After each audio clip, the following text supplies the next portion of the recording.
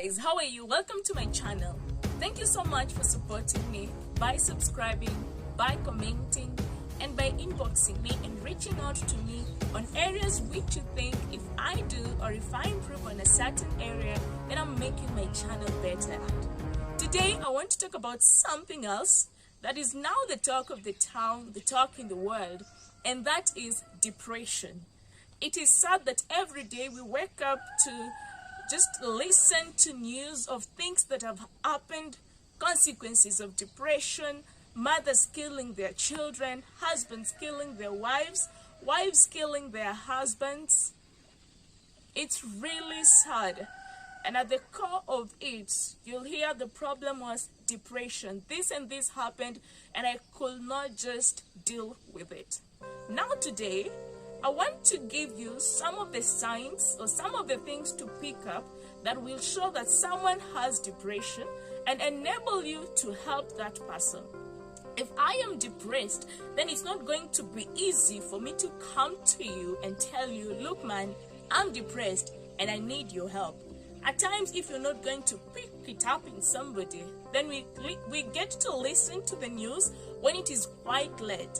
Oh, so-and-so committed suicide. Apparently, he or she was depressed, and at that time, we cannot do anything. So it's really important that you get this information, not only for yourself, but for your friends, for your family members, for your spouses.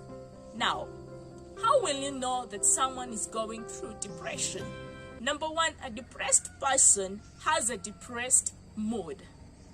This is somebody who will tell you, I feel hopeless, I feel empty, I feel like I do not amount to anything. Guys, if you have heard of such statements from people, these are not statements to just listen and look and you're like, oh brother, oh sister, you're going to be well. Why are you now feeling empty? It could be the only pointer that this person is depressed and you need to help the person out or do something that will help this person. Some people may not say it. He or she will not tell you, I feel depressed or I feel empty, I'm not okay. From some people, you just get it from the face. You're talking with someone but they appear all sad and gloomy, as if something is not just right. They appear like they want to cry because of something that's really disturbing them. The second thing is that a depressed person tends to lose interest in doing activities that were pleasurable before. An example, if you're a person who loved football, for some reasons you don't just enjoy football anymore.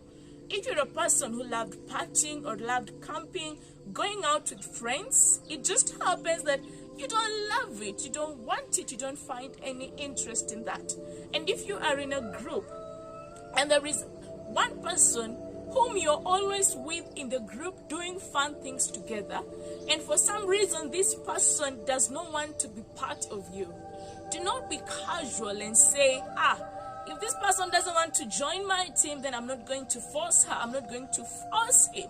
That could be a pointer that the person is depressed and you need to do something. If it is you and it's happening to you and you no longer enjoy the company of your friends, you no longer enjoy playing football, then that could be a pointer that you are depressed. The third thing about depressed people is that there is a change in sleep patterns. Either they start sleeping too much or they reduce the amount of sleep. So reduction, what we call insomnia, or excessive sleeping, what we call hypersomnia. So what happens with insomnia is that these people could have either middle or terminal insomnia. In middle insomnia, this is a person who will wake up in the middle of the night and find it really difficult going back to sleep. And then for terminal insomnia, this is somebody who will wake up really early in the morning and will just be unable to go back to sleep. That could be a point of depression. Number 4 things is that a depressed person may have significant weight loss even though they are not attempting to diet, or excessive weight gain even though they're not attempting to diet.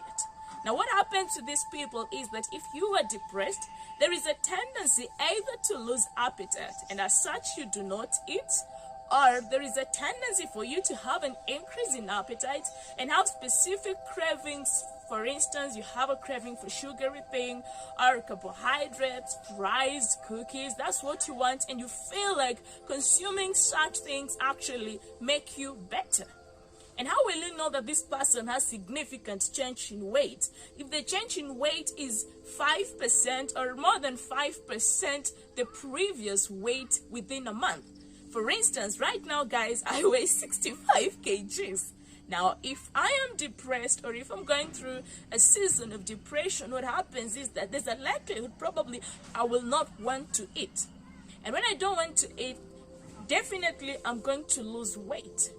If I'm losing 5% of my weight, then there's a likelihood that by the end of this month, which is July, I'll probably be 62 kgs. Now, that might not look serious, but if somebody is losing 3 kgs in a month, in 4 months, this person has lost close to 12 kgs. If the person was 60 kg, the person will be 48 kgs. And you know, other things come in when a person is not eating and a person is getting weak and the immune system is being affected. Another thing in a depressed person is that they tend to be agitated really easily.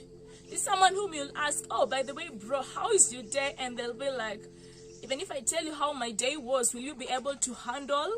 I don't know if you guys have heard or listened to such people. Some of them may be saying it out of fun, but some of them are saying it because they are depressed. And other features of agitation in people who are depressed, they're just, a depressed person is unable to sit still, constantly hand-wringing. That's a depressed person. And while some might go through a phase of agitation, others go through a phase of retardation. So this is a person who will be presenting something or talking about something, but for some reason he or she does not have the content.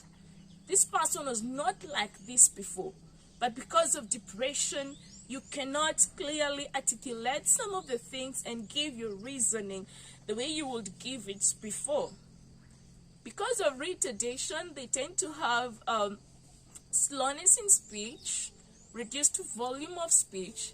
These are people whom you'll ask questions and they will have many pauses as they try to give you answers, undergoing retardation because of depression. And then another thing which is very serious and is really costing lives is people who are depressed tend to have recurrent suicidal thoughts. They just want to take away their lives. Some do not even have a plan of doing it, but what they know is that they want to take away their lives. Some have attempted suicide, and when it gets to that point, it becomes really, really sad and will lose people. Now, guys, what I've told you are some of the signs of depression are vital things that you can pick up in a person and know that no, this person is not behaving normally, something is wrong, and you're going to help that person out. What I want to encourage you today is that you don't have to give up in life. God hasn't given up on you yet, so don't give up. I was encouraged today by a story from a woman of God called Hannah Koinange, and you can check her on YouTube. She has a channel. She gives a story of how she lost all her 3 children and a grandchild, and it was not easy, but slowly by slowly she came out of the grief. So it's really sad, but hers is just a testimony of a victor, a testimony of a conqueror. Guys, that is all I have for you today. If you have any comments or any questions that you would want us to look at, you would want me to answer, or any suggestions, you're welcome. Remember to subscribe to this channel, and I love you guys.